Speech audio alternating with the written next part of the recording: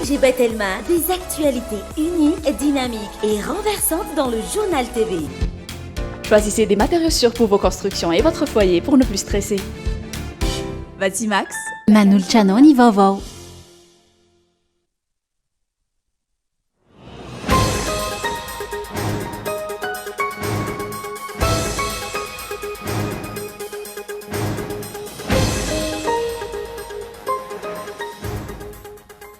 Paritaka tamin'ny tambazotra tserasera androany moronampeo mirakitra ny toromarika rehetra natao andreo lehibe ny mbarom-pividianana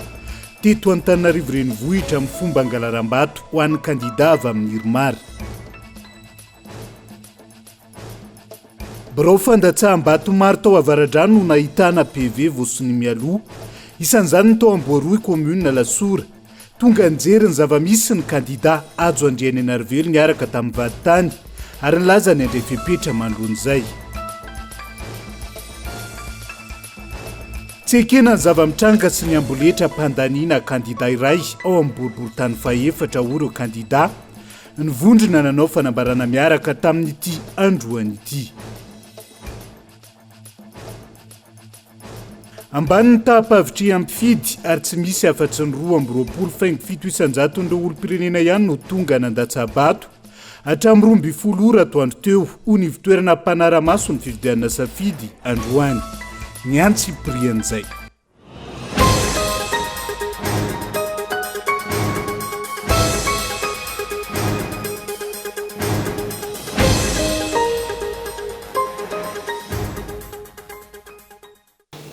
Alarobia fa 7 ny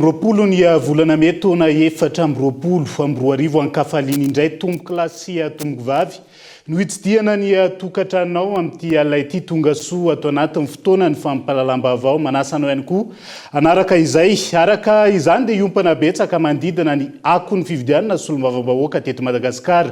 tamin'ity androanyity ny fampalalam-baovao isan'ny tarantsika izay miparitaka tamin'ny tambazotra tserasera androany no ronampeo izay misy ny toromarika rehetra natao tamin'ireo lehibe ny barao-pividianana teto Antananarivo renivohitra amin'ny fomba angalaram-bato ho an'ny kandida avy amin'ny Irmara. Fihetsika izay nolazain'ny lehibe ny mpikaramanady fa fomba fangalaram-bato toy ny efa nataon'izy ireo tamin'ny fividianana filoha amin'ny pirenena farany teo.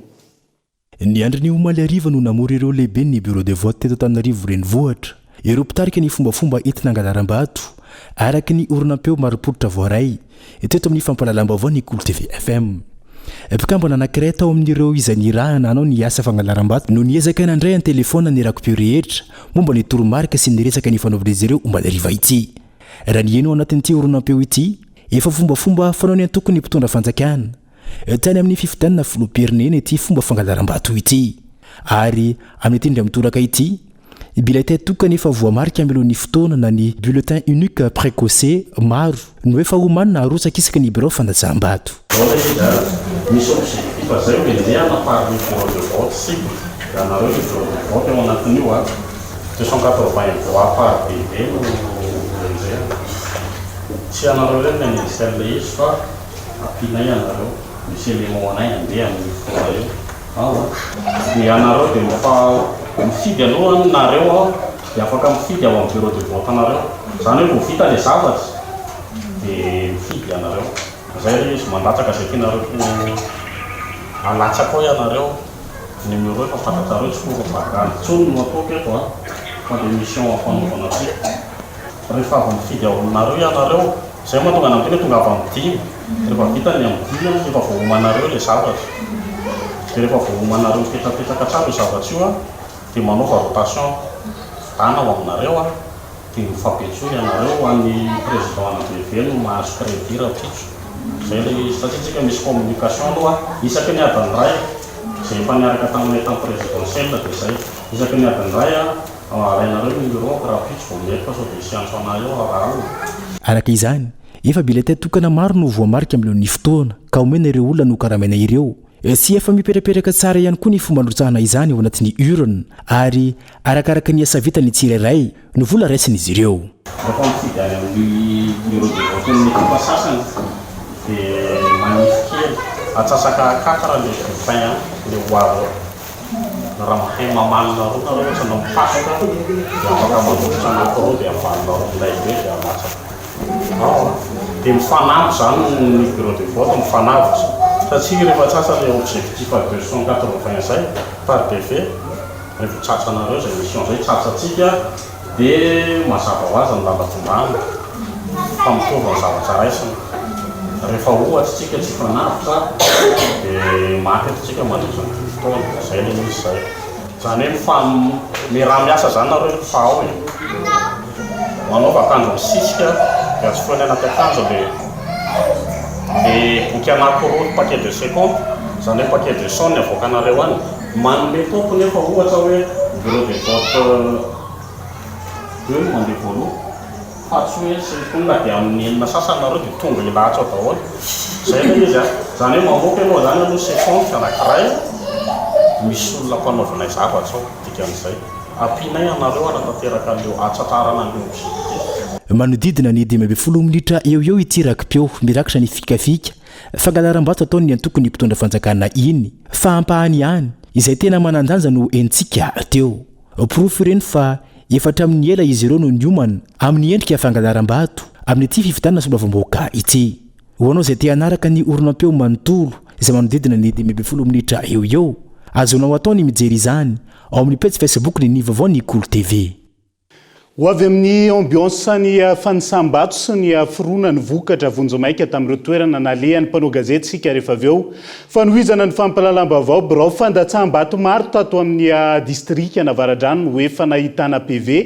voasony mialora ny hita sy ny vokatra ny fanadiadiana androany isan'izany ny tao Amboroy commune Lasora ho fampanajana ny lalàna eo anatrihan'izay tonga nanamarina ny zava-misy teny an-toerana ny kandida larana faharoa ajo andreny Anarvelo niaraka tamin'ny vaditany ny tenan'izay nilaza fa andray ny fepetra mifanaraka amin'izay. Maro ny endrika fandikan-dalàna sy osika hita tamin'ity fifidianana solombavam-bahoaka teto amin'ny distrika Navaradrano ity. Ohatra amin'izany tao amin'ny commune Masindray izay nahatratrarana bilita tokana efa voamarika mialoha. Tao amin'ity commune ity ihany nisy ihany koa ny PV nasaina nosoniavin'ireo délégué mialohan'ny fotoana tao Ampanobe. Zava-misy zany eto amin'ity bureau de vote dia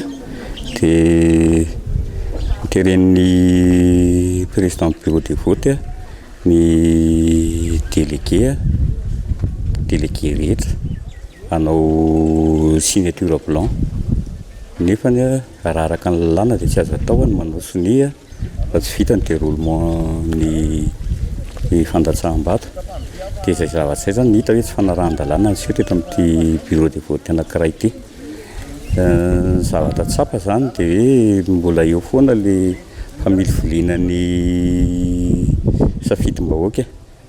dia izay zavatra izay no arahanay maso tena arahanay maso amin'izao fotoana izao. Nidina tena toerana ny kandida Ajo Andreny Anarvelo nijery ity trangana fandikan-dalàna ity niaraka tamin'ny vaditany. Huissier de justice mba hijery kely an'ilay PV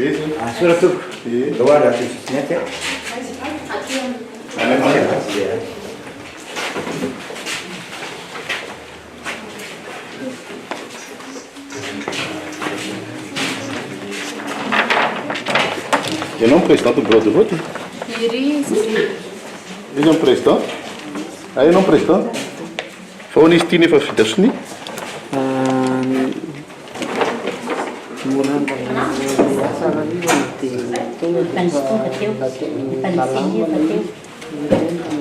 Eny amin'izay za tsy dia problème ka ny CNI. Dia ara-dalàna ve zao ozy ny CNI sa tsy ara-dalàna? Tsy ara-dalàna? Zay nitondrako huissier de justice constaté an'ilay tsy fanarahan-dalàna. Dia ialavitriny amin'izany lava tsy maintsy hitory an'ny rangahy tsy iny satria tsy manara-dalàna rangahy zany nataonao izao. Nitsidika birao fandatsaham-bato maromaro zay taty amin'ny tapany atsimo Navaradrano sy amin'ny tapany avaratra Avaradrano satria ny zavatra hita dia efa vita meloa ny fanaovan-tsonia an'ireo PV na dépouillement izay voararany lalàna tanteraka ka izay moa notondranay vaditany hijery an'izany satria tsy mety ny tsy fanarahan-dalàna ary na dia faran'izay bitika ary satria miankina amin'izay ny ahafahana fa manana fifidianana madio sy mangarara ke dia manentana ny tompona andraikitra rehetrarehetra mandray ny fepetra mifanaraka amin'izany mba tsy hanoro voana ary tsy hanosika ny olona tsy hanara-dalàna ary isika mpifidy ihany koa tokony ho mailo amin'ny fanaraha-maso ny valim-pifidianana sy ny fanaraha-mason'ireo olona tonga mifidy. Raha misy zavatra hitanareo fa tsy mifanaraka amin'ny lalàna dia afaka miantso foana ianareo amin'ireo tompona andraikitra rehetrarehetra fa efa misy vaditany miara-miasa amintsika afaka mijery izay tsy fanaran-dalàna hita eny amin'ny fandatsaham-bato izay. Tsy ny teto amin'ny komunina Masindray ihany, birao-pifidianana tamina komunina maro ihany koa no naharaisana tatitra sy nahitana fandikan-dalàna tamin'ity androany ity. Toy ny teto amin'ny komunina Sabotsynamena, Fokotany, Amorindry, nolazaina fa sao maizina rehefa ariva ka antony anaovana sonia mialoha ny BV. Dia hoe asiana sonia dia mialoha zany le taratasy PV mba hoe tsy hahataraiky an'le rahariva zany, mba tsy hoe hariva be an'le fotoana rehefa rahariva. Voalohany anaovako an'ilay sonia mihitsy dia efa niteny hoe tsy tokony any afara fa ve ty ho atao sonia. Dia izay moa navalony hoe mba tsy hataraiky tsika, mba tsy hariva, mba tsy ho alina be tsika amin'izay hoy sisy. Teto Antsinanatsena Sabotsynamena nisy tranga ihany koa tahaka izao ny fanazavana ny filohan'ny birao-pifidianana. Sonia avenue ao amin'ilay fanasam-bato dia ny PV tsy maintsy misy ilay fenona meloa dia afaka asiana sonia. Afaka misy asiana sonia satria amin'ilay amin'ny fanasam-bato vao manao sonia diso. Ity tranga hita tamin'ireo birao-pifidianana maro teto amin'ny distrikana Avaradrano ity izay mandika tanteraka ny voalazan'ny andininy fa 770 amin'ny lalàna mifeny fifidianana ny taona 2024 izay milaza mazava fa aorian'ny fanambarana-pahabe maso ny voka-pifidianana ataon'ny filohan'ny birao fanadatsaham-bato vao miroso amin'ny fandrafetana ny PV ary aorian'izay vao manao sonia ireo délégué. Andrasana manoloana io ny fepetra ho raisiny ireo tompona andraikitra isan'ambaratongany amin'izao trangana fandikan-dalàna mibaribary izao.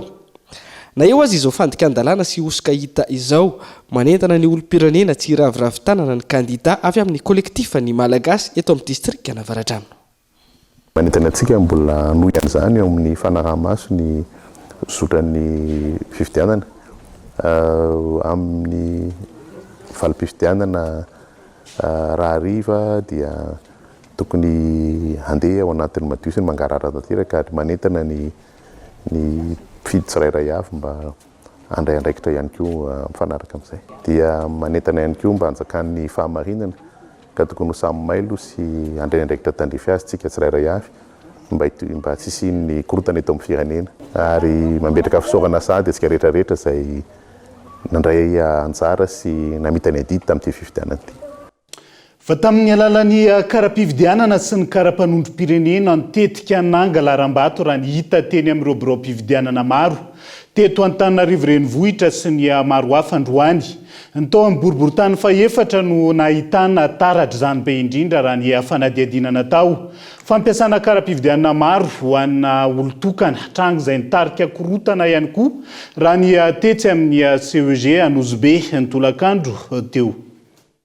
Ny baribary ny tsy fanaran-dalàna amin'ny fifidianana solombavam-bahoaka raha ny hita manerana ny Antananarivo renivohitra. Tetsy amin'ny boriboritany faefatra izay nahitana ireo endrika labato samihafa ny tao amin'ny EPP Anosipatrana, CEG Nanisana ary ny afara tamin'ny korontana izany raha ny tetsy amin'ny CEG Anosibe. Mifidy amina birao-pifidianana samihafa ny olona iray ho ity délégué na kandidato ao amin'ny EPP Anosipatrana ity. Toy ihany koa ny fahatrarana kara-panondro maro tamina birao-pifidianana iray hafa ho an'ny Fokotany Nampangabe. Ilay olona zany tsy tao anaty lit tokony ohatra hoe salle 2 zao izy dia lasa mifidy any amin'ny salle 3 izy nefa tokony any amin'ny salle 2 izy no mifidany dia nefa ny anarany nefa raha tonga dia efa soratany zareo ao anaty listim-pifidianana lasa mifidy indroa mihitsy izy. Fa tsy tokony atao an'izany hoe tonga dia vidy numéro 1 vidiana numéro 1 vidiana fa sakana ety amin'ny sisiny ety ilay olona dia hoe numéro 1 vidiana. Ny tranga hitako teto tamin'ny maraina zany tato amin'ny salle 3 nisy kara-panondro maromaro zany tao amin'ny salle 3 tao. Dia za moa zany tena an'zareo ahoana reto kara-panondro be da be reto dia ny fanazavan'zareo hoe atao légaliser atao légaliser-nareo andraisan'ny kara-mararivo tsy haiko kara-panondro maromaro tsy haiko firy izy teo za moa tsy nanisan'ilay izy. Tranga mifandraika amin'izany saingy amin'ny endriny hafa no hita tetsy amin'ny CEG Nanisana ka raha mpifidianana osoka no nampiasaina navela nandrotra bato ara-dalàna ilay olona na tsaraka ny tokony ho izy aza nikaratra nentin'ity farany. Misy zany lehilahy anankiray tonga teto amin'ny bureau de vote numéro 8 tonga avy any zany izy nitondra carte fividianana le taloha le ngeza be le taloha fa tsy le vaovao nandrotraka izy satria zany hoe izy na marina hoe fa hoe atao amin'ny bureau de vote numéro 8 dia nandrotraka izy zany tao amin'ny bureau de vote. Efa nirotsaka zay vao niverifena dia anarany moa niraisinay karapanonjo ny atamin'ny anarany anananay proof zany ny mampiay anazy zany hoe sao de hoe ino zany hoe sao de hoe olona tsy fatsa olona voakarama ve izy no tonga aty nefa tsy tafiditra anaty lista vaovao izy. Miatomboka amin'ny olona miodiody ny endrika fangalaram-bato raha ny fanazavana trano. Misy andian'olona miray fiara tonga anatina biro mpividianana dia tsy nanisanina. Tsy fantatra ny antodian'izy ireo raha ny fanazavana trano.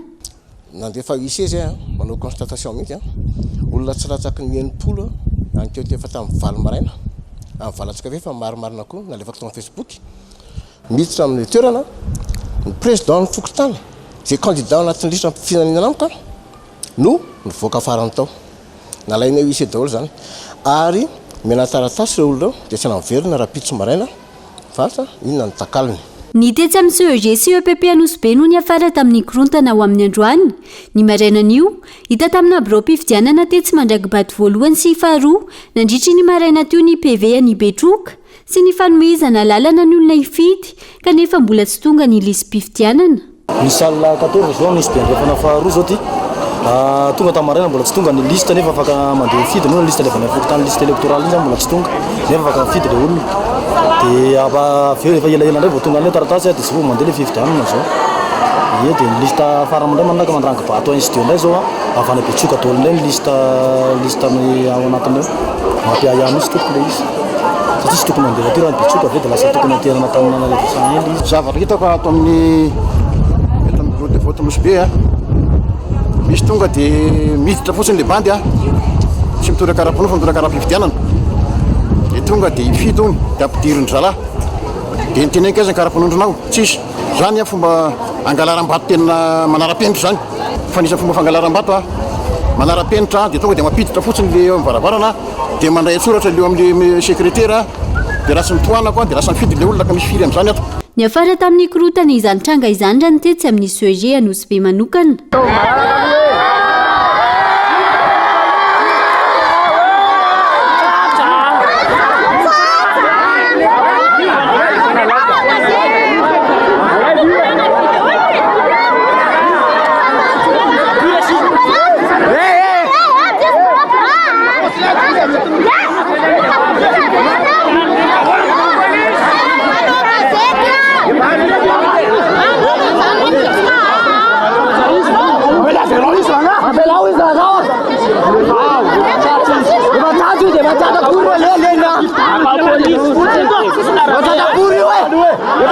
Trateaka ireo olom-pirenena sy delegen'ny biro mpifidianana ny kara-mpifidianana maro tamin'ireo andian'olona maro avy amin'ny fikambanana iray. Grobra iray no voasambotra raha ny fanazavana trano. Rehefa nanara-maso moa izahay dia natsatsa olona maromaro mihitsy no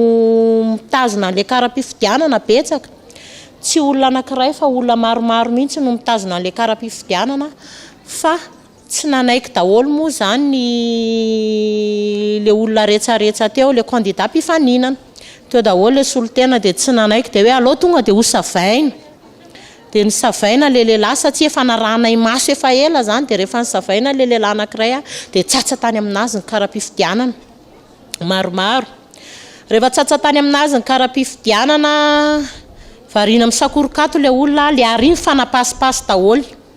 satria tsy olona anankiray tsy roa fa maromaro mihitsy ny zareo manana an'izay daholo dia tsatsa moa le izy zany dia niraikitra ny savorovory teo vavan'ny zareo moa zany nefa nyteny hoe izaho zao mihitsy no namoahana an'le vava olona ao anatiny zareo no niteny taminay ao anatin'ny teny maso io zany. Rehefa niona izahay dia teny efa nitemy mihitsy izy fa anay ny albitre ozy anay ny baolina anay ny soufflet anay ny terrain anay ny maillon tsy niteto amin'ny boriboritany faefatra ihany saika nahitana ireo karazana fangalaram-bato avokoa ny tany amin'ny boriboritany hafa indrindra fa tany amin'ny faritra ivelana andrenivohitra nijerakaiky ary nanaramaso ny fifidianana ny olom-pirenena izay andrasana ny fanapa-kevitra avy amin'ireo tompon'andraikitra tsy ekena ny zava-mitranga sy ny amboletra mpandaniana kandida iray ao amin'ny boriboritany faefatra ireo kandida izay nivondrona ary nanao fanambarana iombonana tamin'ity androany maro loatra ny amboletra sy ny tsy fanarahan-dalàna tsikaritra sy ananana pirofo rano fanazavana nentin'izy ireo tamin'ity androany gaeton andriatsilavo ahina nisy nikorontana ao aorian'ny fifidianana hoy ny kandida ao amin'ny boriboritany faefatra raha nanao fanambarana miaraka ny ariva teo ankoatry ny alabato fiara tsy mataho-dalana efatra no mitatitra olona manana bileta efa voaosoka mialoha tatitra azo hatramin'ny 12 dia ny TMH ny fidy miaraka amin'ny septambra manohintohina ny fandehan'ny fifidianana na izy mampitahotra olona na tsy mamela ny délégué iasa na mamoaka secrétaire na tsy mamela ny olona kasary atreo mbola lefitra ihany nandefa tany amin'ny senizay ny tatitra momba ny tapany voalohany après midi amin'izay voasambotry ny service d'ordre anay tao anosy be atoriana ko ato no sambotra azy azonareo antaniana rehefa avy eo ny tovolahy anankiray vao maraina reo dia efa mivorivory be debe reo 4-4 raha telo efatra no mitondra an'ireo ao anosy be ao a zay 4-4 raha ny fidy TMH reo mitondra bande BDP feno bulletin any aposiny feno bulletin any aposiny feno bulletin précoché any aposiny dia feno karapanondro mbola hifidy TMH mazava tsara olony reo fantatra reo za mipetraka eto ny olo ko anosy be ny atsasany mifankalala daholo zay mbola olony fidy no mitondra karapanondro régimenta be ny aposiny sy bulletin précoché amin'ny anarany rehefa narahanay reo olona reo dia nisamborinay rehefa nisamborina dia nisy sakoroka atao anosy be nalefanay any aminareo ny sary tompoka tsisy lainga zany na kely ary zay mbola tsy nahazo a dia mba meo any ny adressinareo dia alefako any ny sary fa voasambotra io nalaina atao posiny izy rera dia nasiony olona rehefa nasiony olona dia nikorotana ny olona saika hovonony olona izy rehefa saika hovonony olona izy dia namena ny polisy rehefa nimena ny polisy izy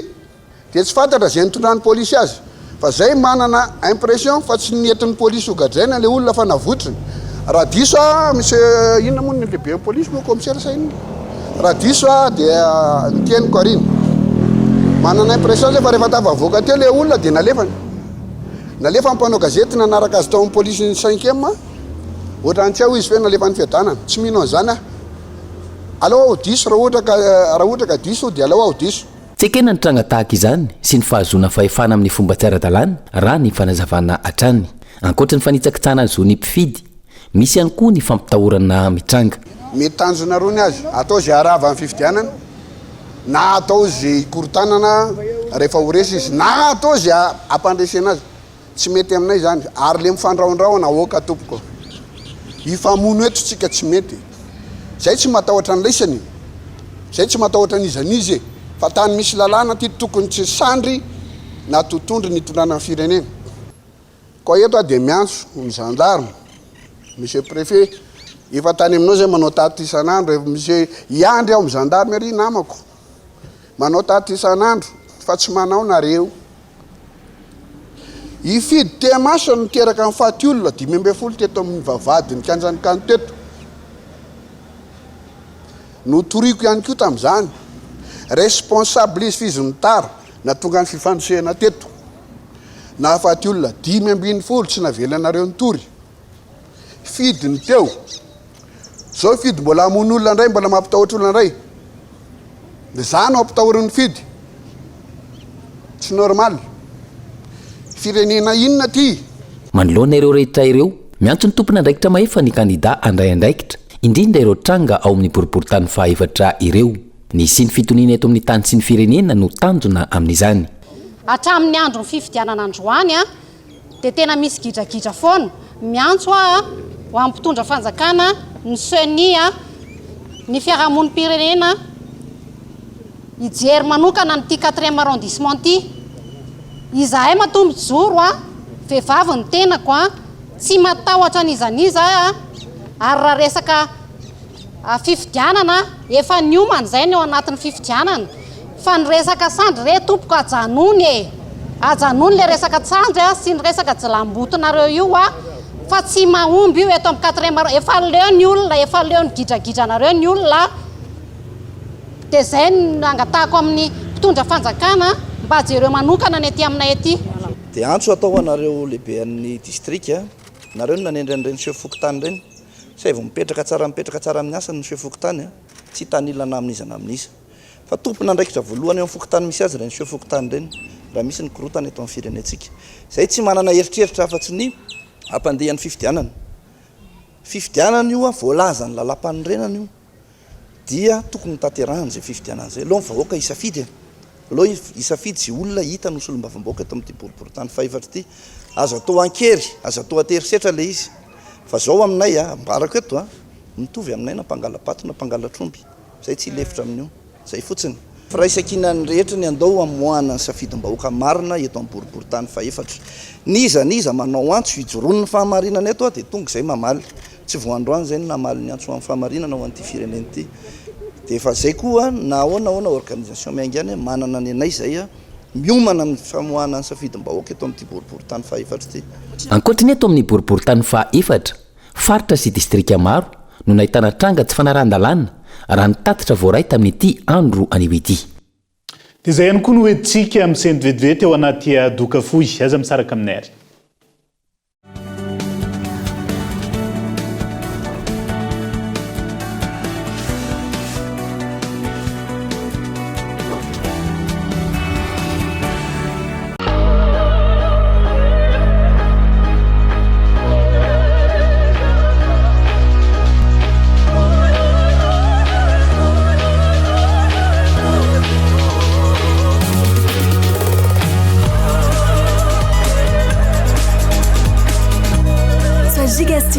Avec maintenant plus de data, profite de nettement 25 000 et c'est 4,5 gigaoctets d'internet. Et c'est toujours à 25 000 arrière. Tape vite le dièse 322 étoile 8 dièse.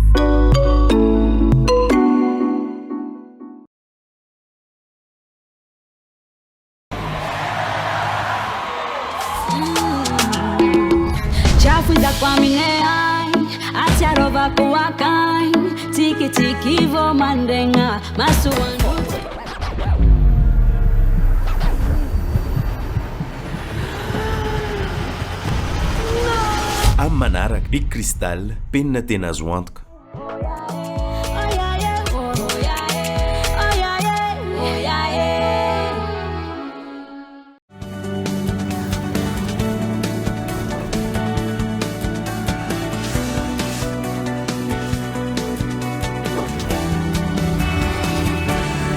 Mamena ny arabatrany tomboky lasy tongovavy tonga soa indray atao anatin'ny tapany faharoa amin'ny fampalalamba-vao amin'ity ala ity mbola ihany koa tanteraka ao anatin'izay ako ny fividianan'izay sika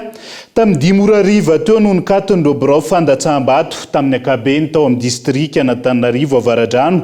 ankoatr'ireo olana sy fandikan-dalàna ny tranga ny tontolo andro nisy ihany koa ny fahatapahan-jiro tany an-toerana iray amin'ireo fanisam-bato natrehany mpanao gazety ny tao amin'ny UEPP manandrina andao arahantsika ny sombony zay ambiance mahakasika ny fanisam-bato zay.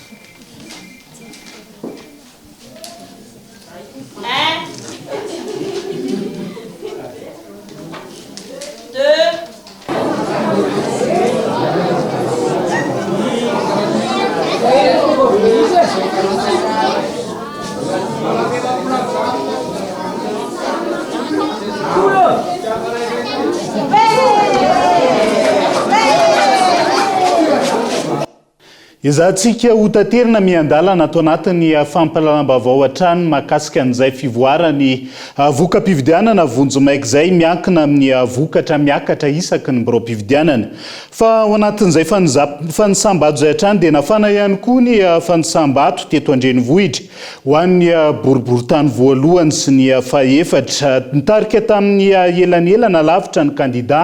avy amin'ny firaisankina manaraka azy ny avy amin'ny Irmara ndao rahantsika ny ambiance nandritra izay fanisambato izay fitiany kolona ndao ary. Ety amin'ny fanisambato ety amin'ny biraom-pividianana ety Anosy indray no misy anay amin'izao fotoana izao biraom-pividianana amin'ny EPP Anosy be sy CEG Anosy be raha ny hita aty toerana aloha dia mbola mandeha ny fanisambato amin'ireo biraom-pividianana sasantsasany. Efa vita kosa izany ho an'ireo biraom-pividianana hafa raha amin'ny akabeny mitarika amin'ny elanelana goavana ny eo amin'ny laharana voalohany sy ny laharana faharoa. Ny laharana voalohany izay ahitana ny vondron'ny firaisankina, ny laharana faharoa izay ahitana ny kandida avy amin'ny Irmara ety amin'ny boriboritany fahaefatra biraom-pividianana ety Anosy be. Tsika hatramin'izao fotoan'izao fa dia mbola mafana ary mbola maro ireo olona ety atoerana mijery an'izay hoe valin'ny fividianana solombavambahoaka izay ety amin'ny boriboritany fahaefatra mitarika ho ato eo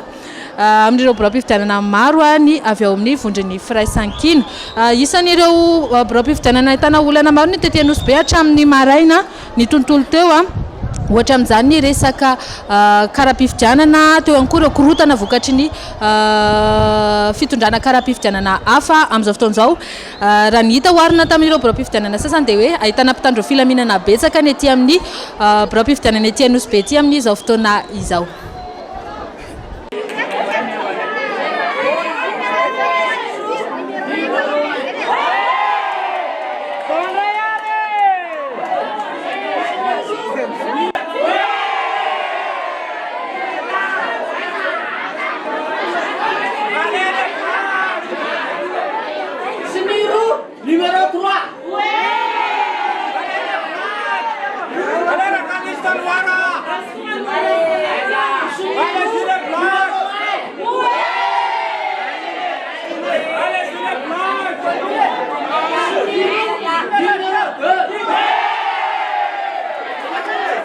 Ety amin'ny CEG Tanimbarina Andrina indray no misy anay amin'izao alina izao ety amin'ny fokontany Amparibe ato amin'ny CEG Tanimbarina Andrina ireo mponina no nanao an'izay rotsaka vato izay ho amin'ity anio ity. Raha ny biraom-pividianana iray no jerena aloha taorian'ny fanisana dia miisa 820 sy 900 ireo mpifidy voasoratra anarana anatin'ny biraom-pividianana fahatelo tonga ny fidy 420 sy 200 raha ny hita tao amin'ireo biraom-pividianana miisa telo tao anatin'izay hoe fokontany Amparibe izay dia mitarika hatrany mitarika amin'ny elanelana lavitra ny kandida laharana fahadimy izay ahitana ny maître antitra avy amin'ny vondronana firaisankina manaraka azy ny kandida laharana fahaefatra avy ao amin'ny Irmara amin'izay CEG Tanimbarina Andrina izay dia tsikaritra izay elanelan'izay eo amin'ny laharana fahaefatra sy laharana fahadimy mitarika hatrany ny laharana fahadimy ao amin'ireo biraom-pividianana miisa telo. Raha ny akabeny ny tety an-toerana mahery ny 200 eo tonga ny fidy anatin'ny biraom-pividianana iray izay ahitana lisitra eo amin'ny 900 eo. Izay ny tety an-toerana ao amin'ity alina ity. Ankasitrahany fitianokoloana tao anatin'izay fa ezahantsika ho taterina miandalana ihany ny fivoaran'izay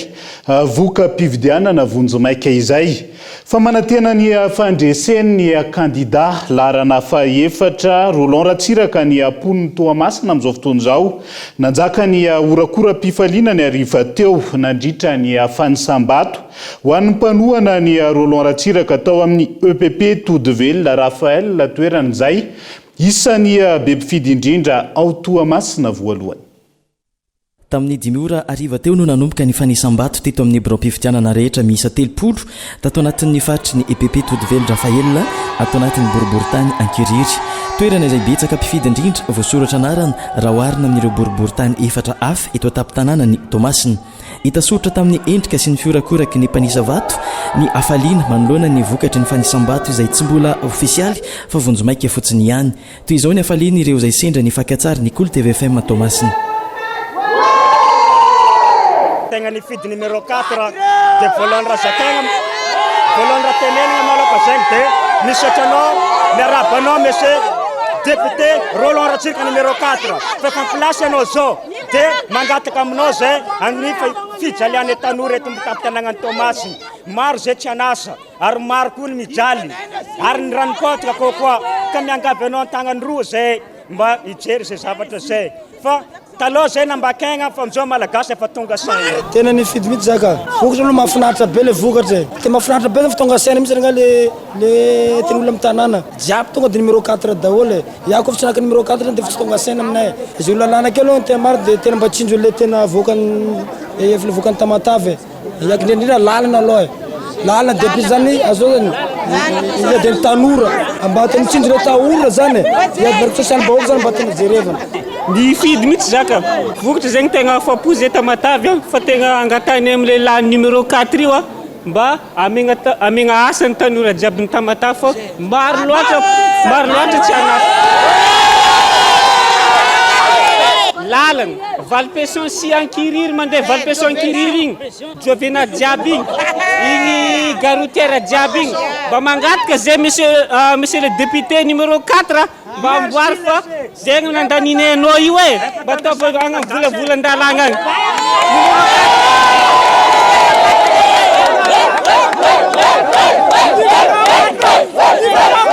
vokatra tao koa zegny tegna tsara zay fa le unitanagna Tamatave ratsy vahoaka tanora tsisy asa lalagna ratsy ia mba mangataka anao zay ro laratsiraka mba tonga amin'ny fitondragna mba zay avy zay tanora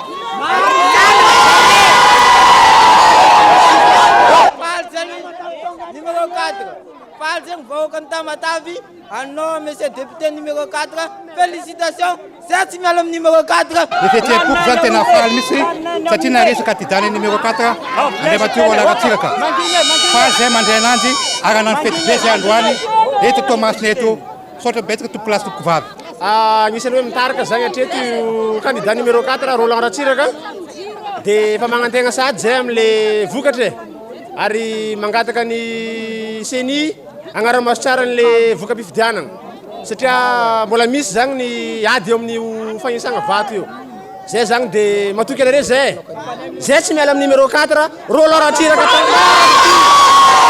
Tavana numéro 4 miaro zoan'ny Tamatave voalohany indrindra ministre izy na vita arabe fa telo masamy koragna neza zao afatra izay ny fidianao tsy magneky misy raha miova zay akefa akato tsisy raha miova mitarika jusqu'à parany député-nay manomboko niany Roland Ratsiraka manantena ny fahalanina Andriamatora Roland Ratsiraka candidat mitondra ny laharana fahaefatra ireto olom-pirenena mpifidy no sady mpanara-maso ny Isambato tamin'ireo biro mpifidianana nandatsahana izy ireo vato ireto ary manantena vaovao tsara santionan'ny aravon'ny mponiny Toamasina voalohany zany reny manoloana ny avoka-mpifidianana Vonjomaiky fa iazo any mahajanga vetivetsika tratrambody omby tamin'ny fanaovana alabato ihany koa ny lehilahy ray fantatra amin'ny solona anarana Hashim Makely izay ekipany volomboasary any mahajanga nosambory mpitandro ny filaminana avy hatrany ny tenany sy ny trango izay saika niteraka savorivory tao mahajanga ny tolakandro teo andao arahantsika ny zavamisy tany amin'ny toerana mahakasika izay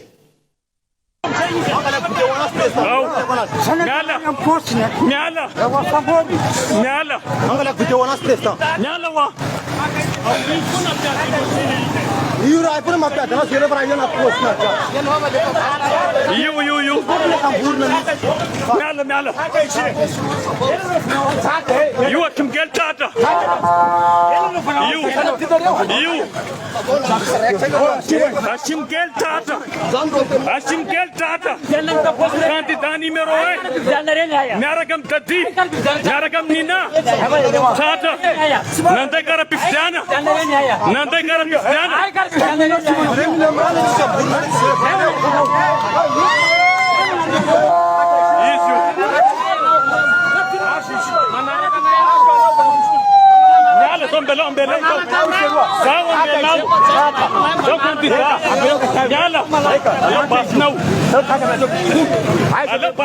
Rekfona mangala baton terhana teto. Anau iza pangala batu. Anau mangala batu. Ai mbibuana bagau. arak'izay dia saika manerana nosy no nahitany izay fikasana angalabato amin'ny alala amin'ny fitondrana karaha-pividianana maro izay araka ny vaovao azonay teto amin'ny Akolo TV FM sy miparitaka amin'ny tambazotra antserasera tamin'ity androan'ity isan'izany ihany koa ny tany amin'ny distrika Andapa mpanohana kandida iray tratra ambody omby amizara karaha-pividianana eo ampidirana amin'ny birao fandatsaham-bato andao arahantsika ny mikasik'izay tratra ambody omby mitondra carte électeur mandeha misy roapolo efapolo solontenany candidat tratra ambody omby mitondra carte électeur mangala bato zay solontenany zokobotsy io hitanare fokon'olo tratra ambody omby mitondra carte électeur mangala bato solontenany candidat zokobonjy eto amin'ny EPP biana tovy sarapody amina ohatsy amin'ny zandaro tovy ake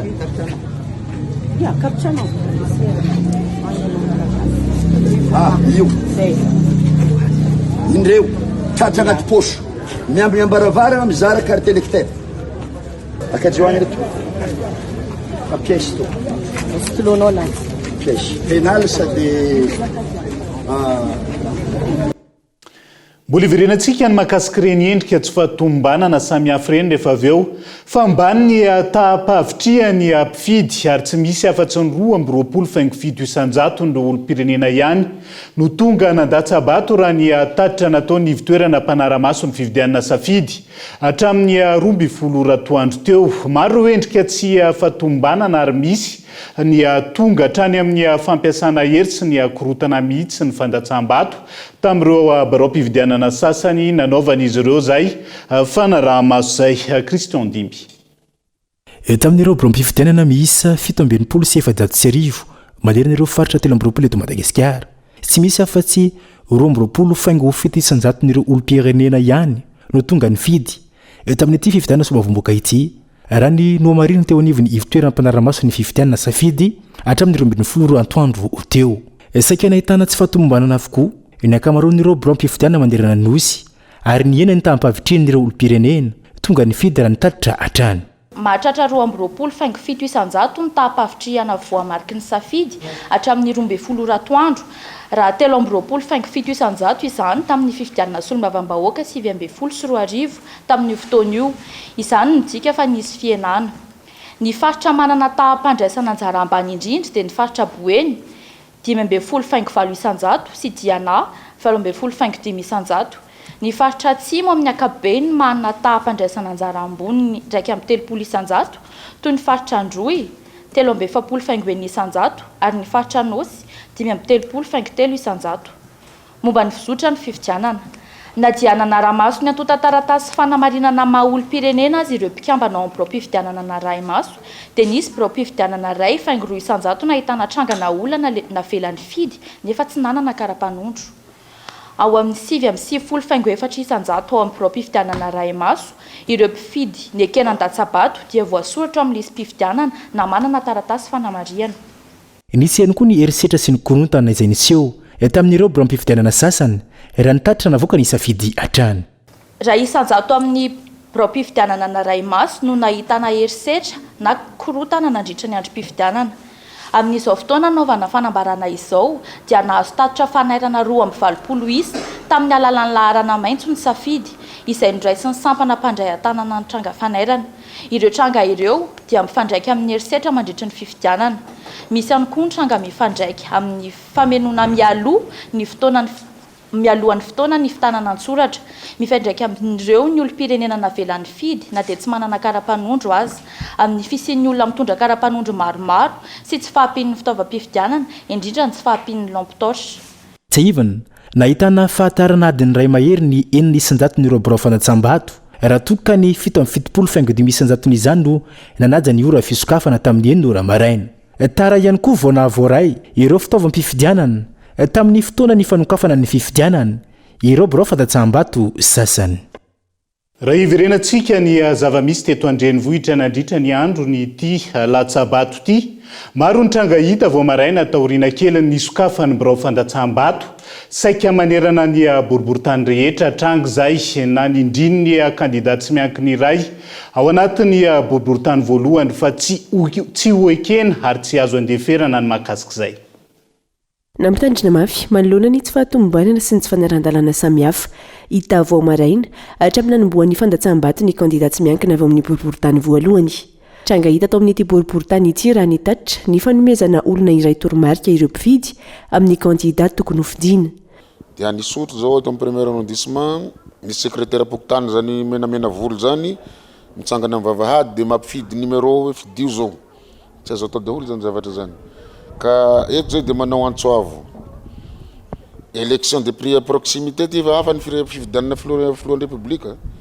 samy manaraka amin'ny districtny daholo ny candidat ka zay tsy hoe hampitandrina fa mba ampy kosa zay fanaova fandikandalana sy fanaovana fikendrena hanao zavatra tsy mety ampy zay fa velao mba tokony safidim-bahoaka kosa tena araky ny tokony ho izy no atao aza mifampitsapatsapa hery eto fa élection de proximité ty de ny vahoaka no hisahirana de miantso ny vahoaka sahady ao mijerijere lavidavitra manodidina ny bureau de vote rehetra fa misy zavatra tsy manjary anohany de atao vandromaso ny safiditsika hatrany fanisam-bato hatrany amin'ny novek io hatrany amin'ny seni averiko farany hafa ny olona mandefitra sy mety hadalaina na miresaka amin'ny fifidianana eto Madagasikara. Ankilany tsy voaja ny secret de vote araka ny fanamariana trany tsy izo loara araka ny voarakitry ny lalàna no nampiasaina tamin'ny ity fifidianana solombavam-bahoaka ity. Aiza le sincérité de vote za zao mahita fa tsy izo loara io zavatra nalanareo sara izy tao izo loara ve io ny izo loara de zavatra misarona zay natsona hoe principe du secret de vote. Ny secret de vote zany mba tsy ampitahorana ny olona mba tsy afantarany président du bureau de vote hoe inona no ataon'olona ao de tokony misarona lamba io sy izo loara ny fahafantarako an'io fa tsy haiko hoe pilipitra ve io sa inona sika ny nianatra fifidianany sa nareo mpanao gazety mahafantatra hoe izolara io zavatra tsy izolara izolara zany zavatra isolenao anatiny ao de sécurisenao zay ny antsona hoe secret de vote zay aloha nysombosombo ny atreto fa zay de mandray ny efa manoratra zay sy ny sisa efa eo ny ordinateur karaha mbola manohy ny fandikandalana de misezirany ACC ndray mandeha zay. Samy nandray ny manandrify azy ny amin'ny hanaovana ny fitarenana sy ny tatitra samihafa amin'ny tompon'andraikitra Isatskoajy ny ireo kandida sy ny solotena samihafa manoloana ireo tsy fahatombanana sy hiatranga hafahafa rehetra. Fa ity fifidianana solombavam-bahoaka ity no hamaritra ny fiainam-pirenena ho andimy taona manaraka. Ao arak'izany ireo miady ho an'ny fampandrosoana sy ny hitsinjovana ny vahoaka malagasy. Fa manao ny fomba rehetra hitazomana toerana sy fahefana ihany koa ny avy amin'ny fitondrana amin'izao fotoana izao izay hita mibaribary amin'ny tetika angalaram-bato samihafa manena nosy izay sarona tamin'ity androan'ity Hilariana Soloniany. Hamaritra ny fiainan'ny vahoaka malagasy sy ny fiainam-pirenena ho an'ny 5 taona manaraka ity fifidianana solombavam-bahoaka ity araky ny maha fifidianana manakaiky vahoaka azy araky ny lalàna tokony izotra aoriany ity fifidianana solombavam-bahoaka ity ihany koa ny ireo fifidianana maro samihafa manaraka azy tahaka ny fifidianana be ny tanàna sy ny loholona ka ireo manana ny maro anisa amin'ity solombavam-bahoaka ity no azo antoka fa hamaritra ireo mamaritra ny 5 taona manaraka zany ty fifidianana solombavam-bahoaka ity satria voavidy io dia mandeha indray be ny tanàna sy ny mpanolontsaina zany hoe zay manana majorité na maro anisa na lany amin'ity dia tonga dia afaka mora kokoa anazy indray ny andresy amin'ny be ny tanàna sy ny mpanolontsaina tsy vitan'izay fa raha manara-dalàna ny mpitondra dia tokony misy ny fifidianana faritra sy ny fifidianana faritany ary amin'ny 5 tonga dia mandeha ny fifidianana loholona zany hoe tena mamaritra ny 5 taona manaraka mihitsy io zany satria ny fifidianana loholona mifarany alohan'ny fifidianana filoham-pirenena amin'ny 2024 zay ny voaloha manaraka dia hoe ny maro anisy eto na izy zany le mpitondra kehitriny na ny mpanohitra na ny tsy miankina no andrafitra ny gouvernemanta vaovao eto zany tsika voahita hoe mety misy gouvernemanta na mpanohitra na mety misy gouvernemanta na tsy miankina na gouvernemanta teo aloha ihany. Araka izany maro ireo mikendry ny ampandroso ny firenena sy anarina ny fiainam-bahoaka izay efa latsaka katerena tanteraka ankehitriny fa mitady ny fomba rehetra ihany koa nefa ireo tia fahefana sy mpambotry firenena hitazomana seza afahana manao tantely afadrakotra ireo harem-pirenena hita taratra izany tamin'ireo fomba samihafa hatramin'ny fanomboana ny fampilezan-kevitra sy ny fikasana angalabato tamin'ny faritra maro manerina nosy tamin'nyity androany ity dénonciation marobe mihitsiny zay zany hoe misy afisy be deaibe anay tonga dia ndrakofana fotsiny zao dia efa naparitaka ilay izy dia eto zany dia manontany tena mihitsy hoe fa inona ary nataon'ireny OIF SADC sy milaza azy mpanaramaso be deaibe reny ny CENI CONOE sy ny karazany fa dia tena tsy rariny mihitsy ny zavatra mitranga manana pôle juridika mihitsy ny collectif ny malagasy atarian'ny maître Rijarakoto Malala dia efa mobilisé daholo ry zareo dia mananteny zay hoe isy vokany ny zavatra rehetrarehetra nataony miaraka amin'ny MMM ny MTS ny FTT ny FMI malagasy sy ny ARP efa saminandray ny tandrify azy manoloana ireo fandikan-dalàna sy nitrangana fangalaram-bato hita saika manerana nosy ireny avokoa ireo voakasika tamin'izany ary atolotra ireo pirofo any amin'ny manam-pahefana isan-tokony andrasinaraka izany ny toy ny raharaha ao anatin'izay akony fividianana sy olombavambahoaka izay hatrany fa hiazo any Toliara vetivetsika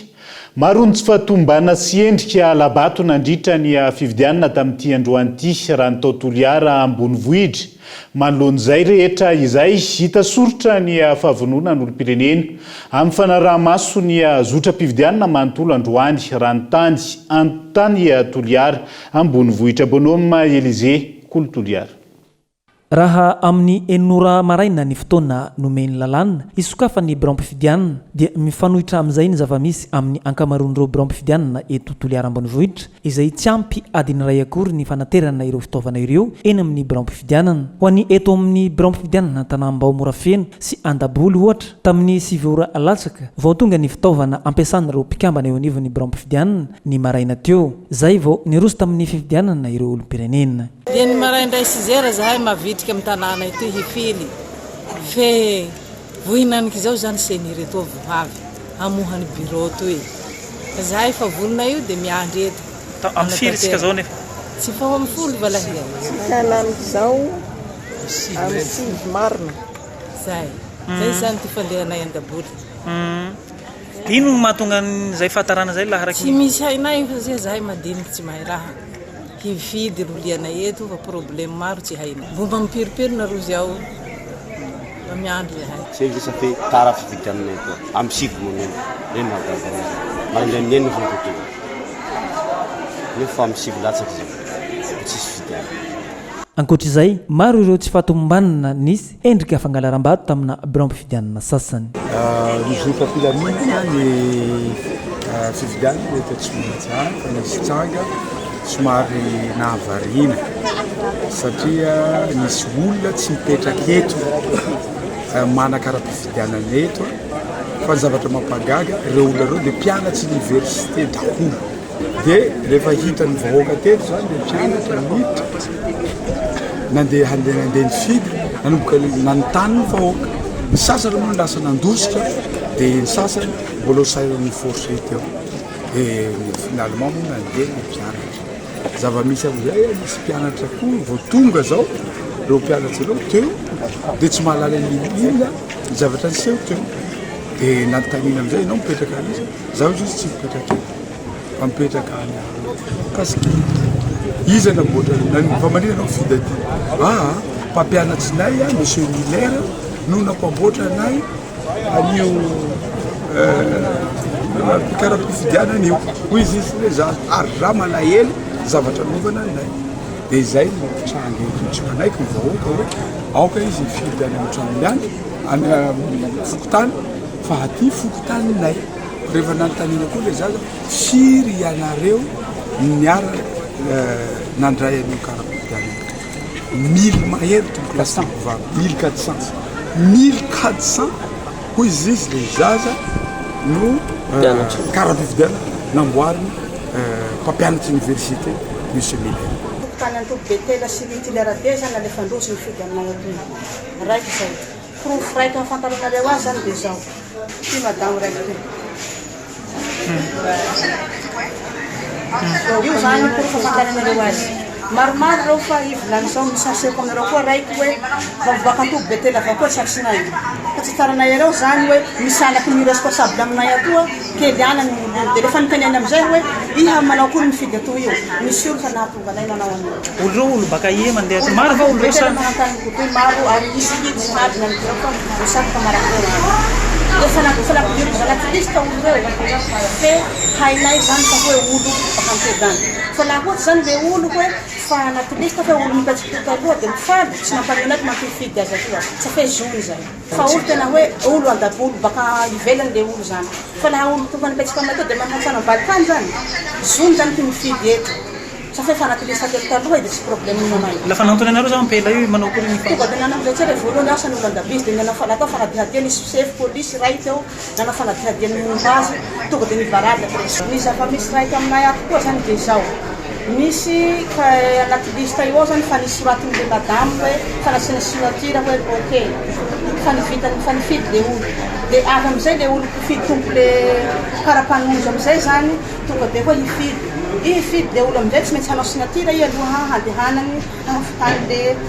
fandratsaham-bato tanjo tonga dia fa misy signature olo le anatin'ny raha io ao voatery tsy nampanozo le madame signature sa fa misy signature olo natao doko le signature dia tsatsy koa ro zany zao dia mivoakany aby zahay ataonareo iaby iaho tsy afaka mivoaka fa mipetraka amin'ny plasy avao nanako io mianky amin'ny raha tiky le mitsanga amizay rehefa io plasy misy carton hoe mitsanga amizay reky iaho etoa manaho io atany tsy nenany iaho tinampiambeny deputé naniraka heky zany iambeny-bato tinampiangalatsy vato hanao mamitao tsy afaka mipie masoko hitako re mitsanga lafa mitsanga amizay zany re miakilaka re na golofogolofony ao raha re eo amin'ny vato folimy amby re abikitrikinakodony ao tratsiko dia lafa niseho raha zay ino ty nataonao mikaiky namako i raha malakilaky sa fe tetia namako i miaraka amindaky mivolofolo brisy manisoly brisy manisoly ajaky io tratsiko manintsy vakotia marobiby le mivola moa i président sa vice président hoe manano vatratraso piasanareo fa ka mikorakoraky le mieny amizay raha zao Ambohitsabo salle numéro 2 ny fifidianako dia nifidy zao tamin'ny présidentielle dia misy numéro de registre tamin'ny présidentielle ty karatsy ty 532 ny registre tamin'ny registre d'appel tamin'ny registre andreo tamin'ny présidentielle dia mba nandeha nifidy aho tamizao dia sitako ny anarako ary sy zao rery ihany tompoko fa zahay miaraka amin'ny zanako zahay manakavy zany sy anatin'ny ray ao dia aho maheniheno amin'olona avao fa misy olona koa vitsivitsy kelikely sy anatiny koa fe sy mivaky loha zany le olona fa zao malahelo hoe dia sy hifidy ve za ve dia overzo jery aho talohan'izay tamin'ny enina ony a dia fa nisy olona zany tonga talohako teo dia sy nivoa tamin'ny enina le bureau mpifidianana fa tamin'ny valy eo zareo vao tonga sy kelikely dia tamin'ny valy sasany vao nandray asa vao napilitra olona dia amin'ny sivy za vao tonga dia ao amin'ny sivy io amin'ny raika amin'ny folo zao vao tafidy zay filaharany be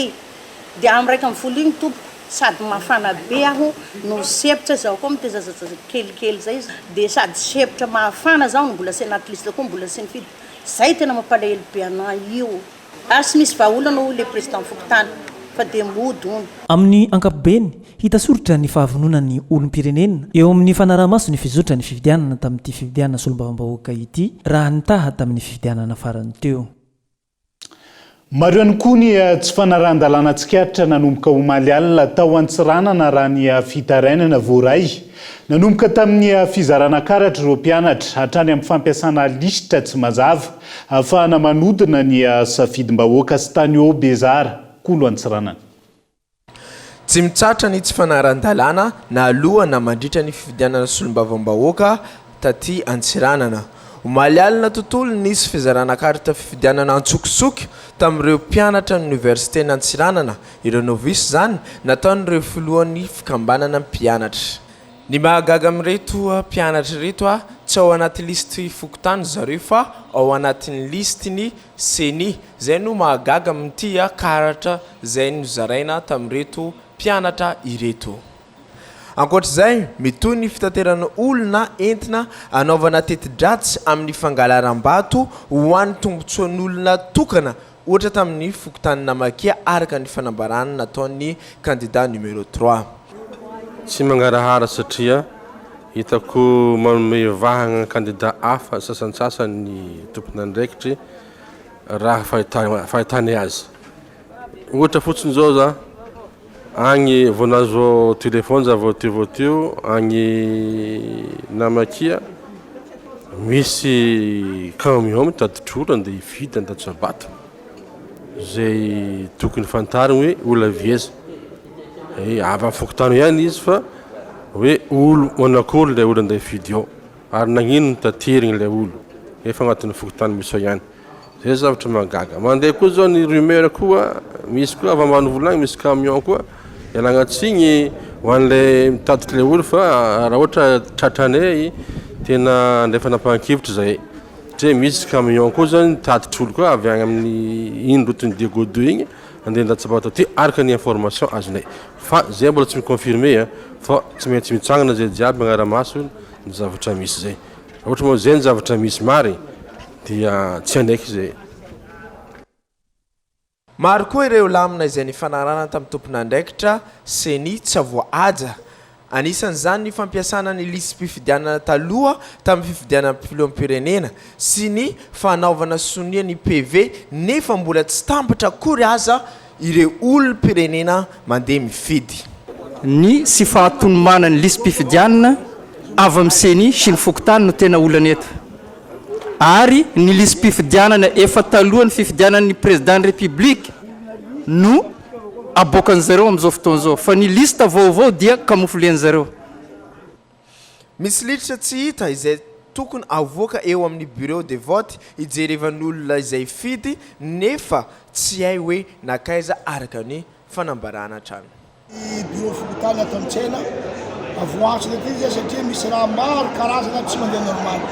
ary tonga teto mariny zay tegna approuvé fa tsy normal le raha. Bureau de vote anankiray mbola miboaka le listy tokony mijanona tany ary efa nambelana andeha izy io fa raiky ty tsy hita misy le liste tokony mijanona tany ke zay eto magnenga olo jiaby mandeha andraikitry satria raha vatategna tsy lany amin'ny normal tsy mampanino zay zay fa zay koa tsy lany angalarana zay tsy agneky fa rangarangana eto nay manompoko niany zay le raha misy ato hafa raha fagnaragna amin'ny seni hafa raha ataonao ty madame vice-présidente seni io miaiky izy io fa tsy mety raha ataonao bureau de vote io tsy hita le troisième liste ana président fokotany ino dira président fokotany ndraiky liste électorale. Ndo ihany koa rahantsika ao anatiny ty fanadiadiana manaraka ity ny zava-misy tany Antsirabe indrindra ho an'ny distrika n'Antsirabe voalohany mahakasika an'izay vizotra ny fifidianana solombavam-bahoaka andro an'izay. Raha mizotra fifidianana solombavam-bahoaka ho an'ny tapakandro arivo indray ho an'ny teto amin'ny fatrivakina karatra manokana indrindra fa ny teto amin'ny distrika n'Antsirabe voalohany dia tsy karatra nandritra ny fitetezana izay nataonay mpanao gazety dia nanivon'ireo mpiroa mpifidianana maromaro teto Antsirabe izay nanaovana fanadihadiana fa nahitana fiakarana salam-pahavitrihan'ireo olom-pirenena tonga nifidy ny tapakandro arivo. Tsy karatra ihany koa itolakandro io fa zay avokoa vao hita tonga nanefa ny adidiny dia nanivon'ireo mpiroa mpifidianana izay misy azy avy ireo kandida izay tazana tetỳ an-toerana tsy mangarahara ary tsy madio ity fifidianana ho solombavam-bahoaka ity raha nambarana ireo kandida izay sendrany mpanao gazety maro ireo tatitra tsy fahatomombanana azon'izy ireo ve nanivon'ireo mpiroa mpifidianana sasatsasany ary betsaka ihany koa ireo olona tsy afaka nifidy ary ahina niteraka alabato raha ny fanazavana. Amin'ny ankapobeny dia nisy filaminana fa nanaitra voalohany indrindra tokony misy numéro série na inona ireo bulletin ireo fa tsisy numéro de série zany hoe raha Madagasikara zany dia efa vonona angalatra satria io bulletin io dia efa miditra aloha any zay président bureau de vote na président fokotany efa mipetraka any iny dia mijery rehefa farany eo tsotra kely inge zany zay farany eo dia fenondrala lasa tsy numéro T dia zay miditra eo zany dia misy efa sens anankiray ahafahana mangalabato zay bulletin tsy numéro T ary hatrany amin'ny fohy be mihitsy le izy tokony vao départ amin'ny seni iny dia efa misy numéro de série fa tsisy mamperitreritra azy ohatra hoe nitatitra azonay zao dia hoe ny candidat mitsofoka any anaty bureau de vote en principe zany tsy tokony tetsofoka ny anaty bureau de vote na izay candidat fa hoe tia tokotany ohatr'izao zany dia mba mijery ny velany miresaka amin'ny olona hoe manao ahoana ny taux de participation mavitrika ve ny olona sa malaina hatreo ihany efa tsy dia anjaranay loatra aloha fahitako azy ary za moa anisan'izany za tsy mitsofoka mihitsiny tany anatiny reny bureau de vote reny sasasany amin'ireo bureau mpifidianana zany dia tsisy jiro ary ambalafato 600 ohatra tsisy jiro nefany araka nitatitra meny zareo anay dia tsy tonga lay lampy de bosy zay tokony nameny senia dia eo zany zareo no hoe ahoana zany ny fomba hiatrehana zany nefa tsisy électricité ao maromaro izy eo tsy eo ihany fa misy bureau mpifidianana hafa koa tia akaiky ny be faritra ty angamba raha tsy diso ny tena fa sa tia mandreky any aty dia tsisy zay zany manontany tena kely any ahoana moa zany no hiatrehan zareo alay fansambato satria fantatra fa tsy maintsy alina tsy maintsy ariva tsy maintsy maizina izy io akoatr'izay misy ihany misy manao tatitra ty amin'ny fa mbola voamarinina moa zany tratany ambojafy le olona tsy hitany karaha mpifidianana nefa misoratra tsara ao anaty lisy mpifidianana izy dia tsy avelan'le olona mifidy ohatra nay zany iny androva kely zao dia maromaro ny atao hoe ekipa zany tsy tafiditra ao anaty lisy mpifidianana maromaro kely zareo teo araka ny tatitra azonay mbola andeha namarina an'izay ihany koa zany zay satria ny tamarina teo dia efa nisy valo zany zareo tsy tafiditra anaty lisy mpifidianana amin'izao ora sy fotoana izao dia mbola ao anatin'ny fotoana fanisambato tanteraka ireo tompona andraikitra eny anivon'ireo biraom-pifidianana rehetra ho an'ny eto amin'ny distrika Antsirabe voalohany ary andrasana araka izany ny eto voka-pifidianana. Dia izay ihany koa no entina manakatona ny fampahalalam-baovao amin'ity alina ity n'aiza n'aiza misy anao ankasitrahany ianao nanaraka ny fampahalalam-baovao hatramin'ny farany veloma tompoko.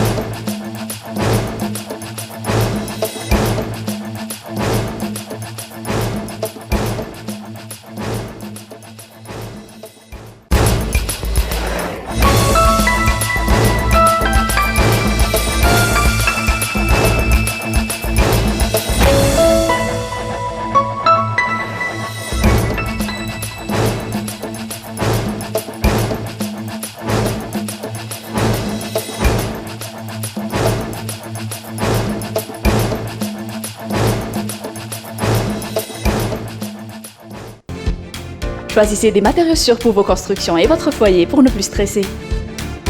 Batimax vous a présenté Mi Vavo. 5G Batelma, des actualités uniques, dynamiques et renversantes dans le journal TV.